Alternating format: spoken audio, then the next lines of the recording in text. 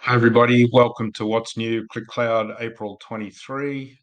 This document will be available in a link inside the video description when you're ready to grab it. There's 23 pieces, 24, sorry, changes for this month, and that makes 63 so far for the year. And the first one of those is around some enhancements to where user support sits. So if we look at this image, you'll see up the top here, I think I'm circling the area that you need to look in, see where that question mark is. That'll give you access into all of the onboarding, the what's news, the helps, and so on. That's a nice, easy change. It's available pretty much everywhere except when you're inside an application, which is nice. The second thing is there's a new role been established, and that role is called a data services contributor. And the data services contributor is on by default. And if you turn it off, then that person won't be able to create or modify data transformation workflows. Okay, data integration. Another change here is that previously there was a prepare and a sync phase, and now there's just a single prepare command, and all of those commands that were in the two paces are just in the one prepare now.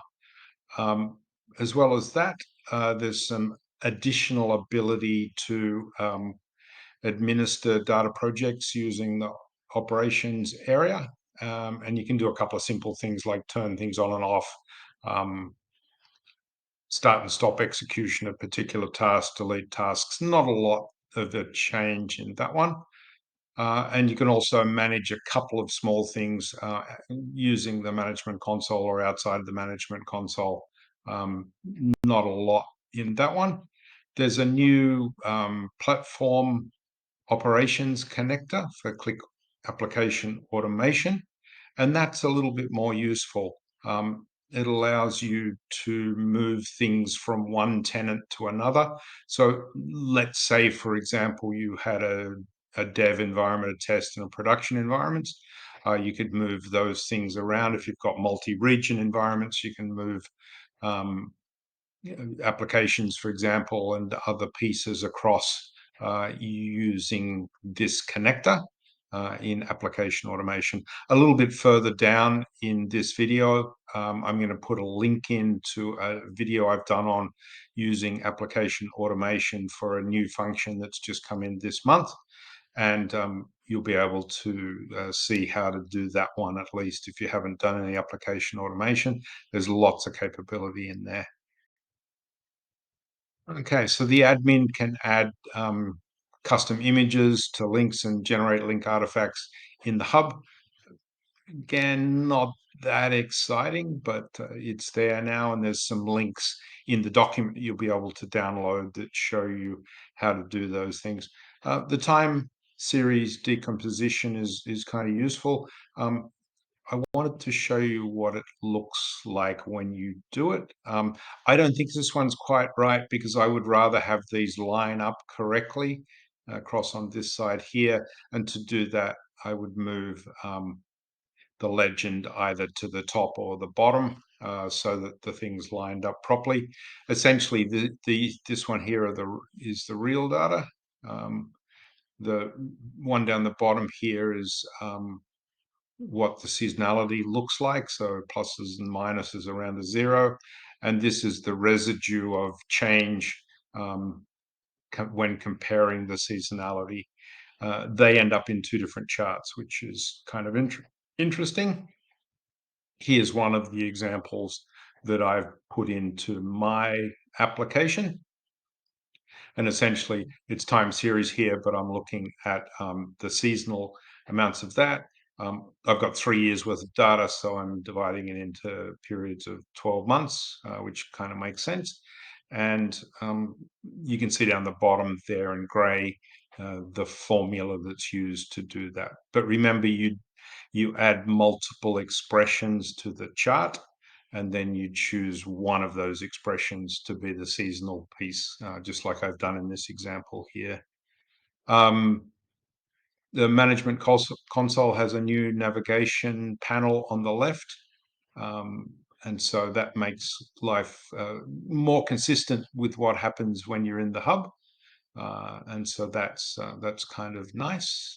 That's what it looks like over on the left-hand side here. Uh, there's been some updates to the mobile app. Um, I tried that with my version, and it seemed to make things a little bit faster, I think. And the look and feel looked a bit nicer, so I kind of like that one. That's what it looks like as an example.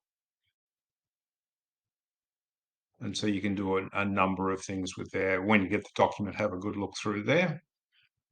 And there's also a video SAS in 60 that'll help you with that one.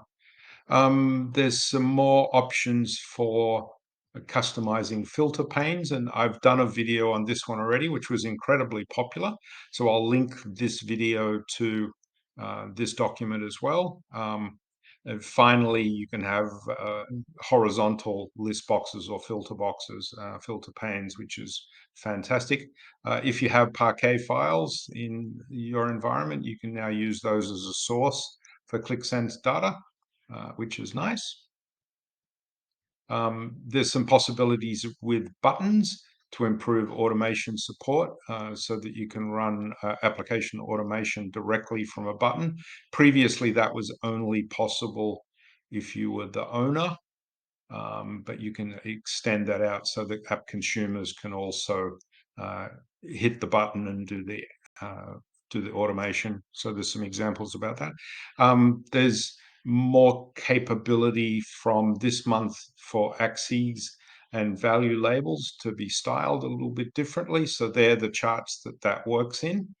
And this is what happens. You need to go into the bar chart styling. For example, if it's a bar chart, there's general and there's also chart now. And so you can change fonts and widths and colors and so on. My thoughts are that you've got to be careful about that. You need to have consistency in these things. And so if you've got a different font in one and another font in the other, it doesn't look great. So if you really need to do that, make sure you do it consistently across your applications. The Mako chart, I think that's how you pronounce it. That's how I've always pronounced it. Has some additional capabilities there, including that you can add a color to the background of the Mako chart, or you can add a media library image. It seems that the media library image, if it's stretched to fit across the whole of the object, will override the color. So you can kind of have one or the other if you have that image stretched to fit. There's been some improvements in the way that you can reload and plan to reload things. I'll show you the image here. I think the additions include the location or the time zone, and that's a good thing. Microsoft connectors, this is all cloud government, which doesn't really apply in Australia, and Australia is my main target for these things, but they're now supported in Qlik Cloud Government, which is a US only space, and PowerPoint reporting is available in Qlik Cloud Government. I've done a video on Qlik Cloud, on PowerPoint in Qlik Cloud, so I'll send that in. I'll put that in the link as well. Um, it's also possible to monitor capacity consumption in Qlik Cloud Government. Again, not so relevant here. In Australia, there's a new template for application automation, and this first one is exporting a Qlik Sense app from a source to a target shared space as a kind of way of backing things up. So I've created a video for that one, and I'll demonstrate that to you. There's also some new automation connectors. To me, they're not things that I use regularly, but those connectors could be useful as well. And there's also styling for line charts.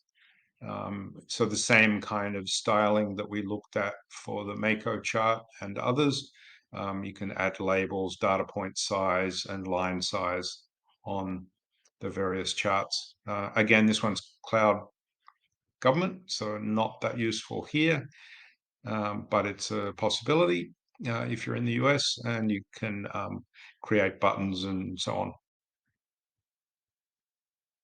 And likewise, Microsoft applications can be used in Qlik Cloud Government for automation now to Excel, OneDrive, and so on. But it's only part of Qlik Cloud Government. It's not Qlik Cloud Government High. Okay, and that's all the pieces for this month. I'm going to try and put the video on the end. If you find a video after this, that's why. If you don't find a video, I couldn't manage to do it. As always, thanks for watching. I hope this was some use, and it'd be really good if you could like it and subscribe to the channel if you haven't done so already. Thank you.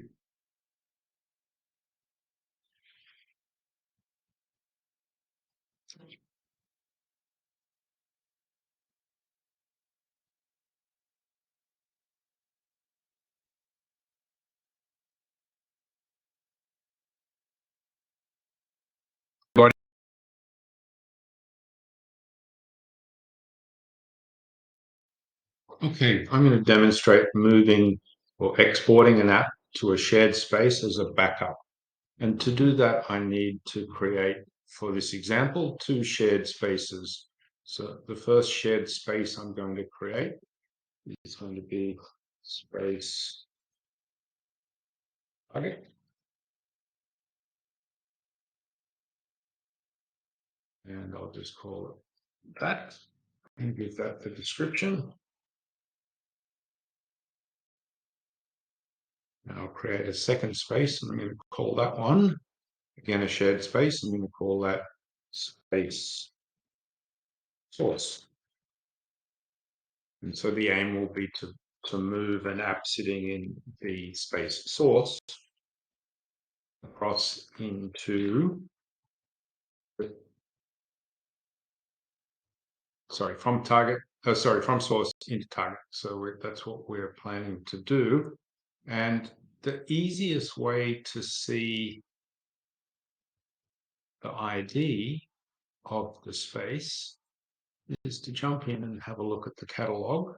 I'm just going to make this one a little bit bigger for a moment so it's easier to see. I'm going to go into the catalog, look at the space that I've called space source. And you'll see there's nothing in there, but up the top here in the URL, it gives me the space ID, and I'm going to need that.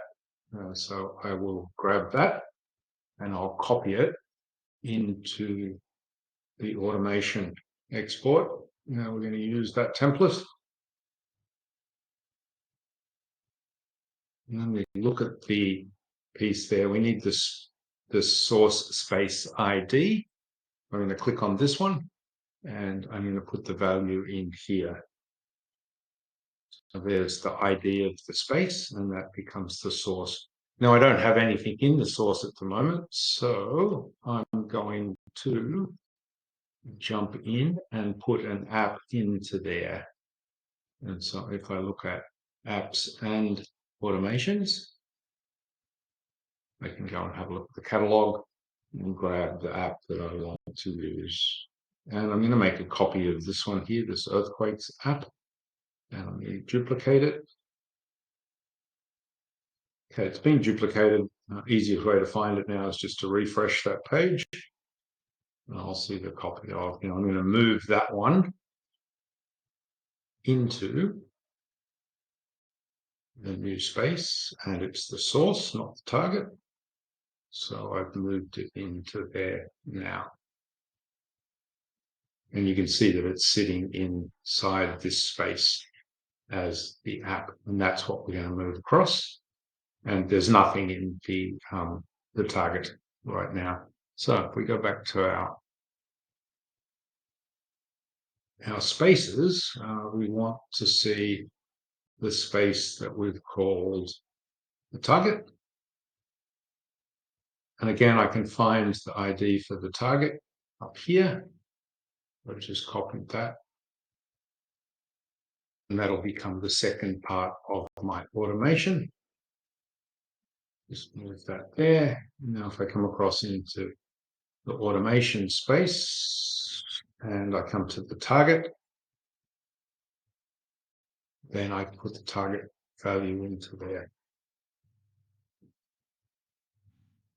Now, the actual automation has a number of steps in there. It looks, and if there's something already sitting, it will delete what's sitting in the target. If it's the same application, it'll replace it, which is kind of what we want, right? And then it'll update and do a few other bits and pieces. I have the possibility of sending notifications and so on, but for this demonstration, I'm not going to do that. So once I get to the start of my automation, as a test, I can run it. So I'll click on run, and you'll see it's running through here, doing all the executions that need to happen. And if I come back across now to my spaces and I go to the target space instead, go to the target space and I have a look at the app. I should see the app on there. So I'll just refresh this page. And now I can see that that one's in there. So I'm done. Okay, thanks for viewing this one. That's a new capability that's available in what was released in April. Uh, have a look for the What's New in April video as well. And if you liked it, subscribe, give it a like, and see you in the next one.